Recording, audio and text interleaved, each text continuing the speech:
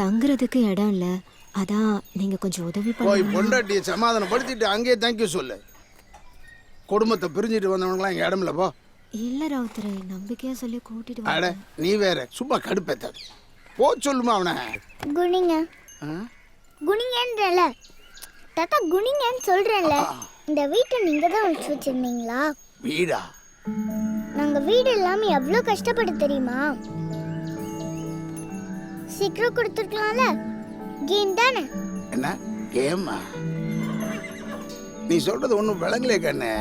ஆமா, உங்க வீடு, எங்க அப்பாவுடைய வேலை, எங்க பணம் எல்லாம் கடவுள் தான் ஒழிச்சு வச்சிருக்காருன்னு அப்பா சொன்னாரு. அப்பா பாவம்ல. ப்ளீஸ் நீங்க எங்களுக்கு இந்த வீடு கொடுக்குறீங்களா?